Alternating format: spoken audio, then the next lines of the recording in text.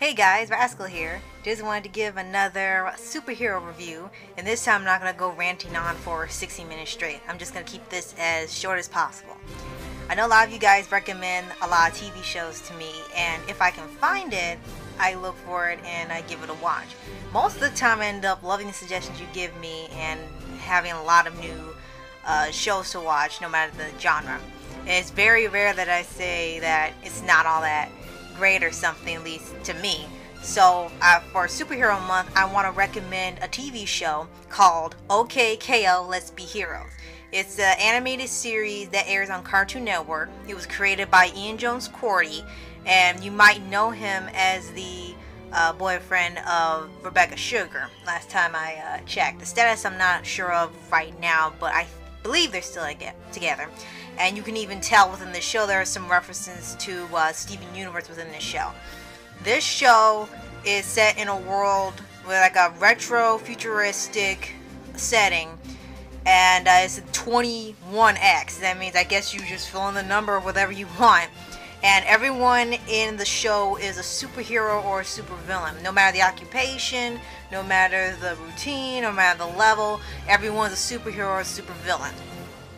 And the show's about KO, who wants to become the world's greatest hero, and he thinks part of his journey is working at Gar's Bodega, who's run by the owner, Mr. Gar. And then they have two workers there named Radicles and Eden.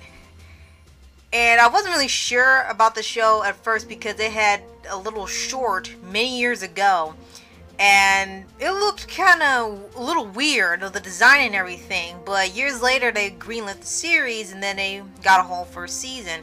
And I pretty much binge watched quite a few episodes when it was first on, because it was actually pretty hilarious. If you like superhero shows, you'll definitely love this. The episodes aren't long, they're only about 11 minutes.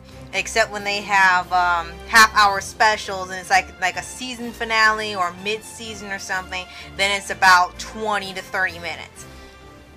And as far as I'm concerned, it's probably one of the best superhero shows out there, and it really stands out because of the humor it displays. I mean, it always jokes and references all these other superhero genres and shows. Like, it can reference the Marvel movies and shows, the DC heroes, it references Cartoon Network's own work, it references anime like My Hero Academia. Even the plot itself sounds like a almost Americanized My Hero Academia without the school, which they do have actually later on in the series. And it's just a really, really fun show. Every episode is just hilarious, from the heroes to the villains, which is Lord Boxman, who, by the way, is voiced by Jim Cummings. They have quite a few voice acting stars, but not as many as some other shows. I think so far the biggest one is Jim Cummings, and probably Kerry Walgren, who you've heard in many other shows. Oh, and can't forget Kath Soucie and Clancy Brown, who do appear in a few episodes of different characters. Right now the show is in its third season. I have not started watching the third season yet because I was watching Stranger Things, some other things, but the first two seasons I've seen are really fun, really great, and just super, just like a lot of high energy. Even when they have the moments where you get a little backstory on some various heroes or villains, or how the bodega came to be, or how the heroes end up working here. It's all really interesting how this universe is set up. And given the fact that everyone's super powered, whether hero or villain, and their ranks are based on their level up, what they have called POW cards, and they're kind of like the trading cards you used to have, and you would see like what level your Pokemon or your Yu-Gi-Oh card was, and would it beat some other Pokemon. And for the structure of the show, like I said, it's pretty much basically comedy. It's like an action comedy, but it leans towards comedy. But it doesn't just do like Powerpuff Girls 2016, just do a hit and they're done. They actually do have some fight scenes. While they can't last as long because it's only 11 minutes, they still have a fight almost every episode, unless they just want to be silly and they just have a lot of fun going around. There's a little bit of conflict. Another thing I like to mention is that it also has quite a few crossovers with either Cartoon Network or some other shows. Like, they had a Captain Planet episode where the original voice of Captain Planet and one of the Planeteers actually made an appearance on there as the characters, and they were doing like an environmental episode, and they even did their own little how to help the planet PSA at the end. Everyone looked realistic. There's also a crossover with the Ghoul School Girls, so it means also in the same universe as Scooby-Doo, which is hilarious. And they had one quite recently. They had one, well one was with web comics someone had made with another superhero. It kind of looked like Kingdom Hearts, but it wasn't it.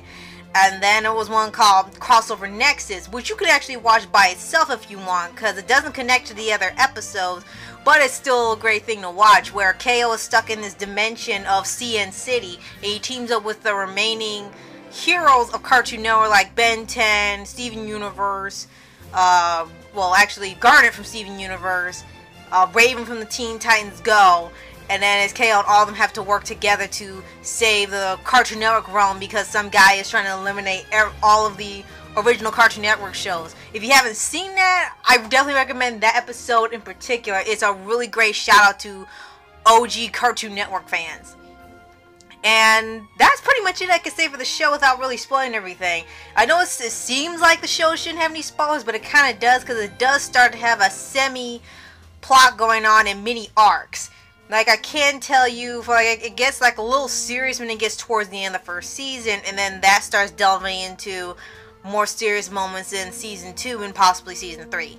I have no idea if the show has been canceled or not. There are rumors that season 3 is the final season because they had finished, one of the people who worked on the show claimed that they had finished recording or working on it. So while nothing's been confirmed yet, season 3 might be the end, but it might not be. Maybe they're just done working on it for now and then they'll go back to season 4 after they get the green light, or season 3 really is the end and they only will announce it when they get to like the final couple episodes and they actually say it on their commercials and their advertisements.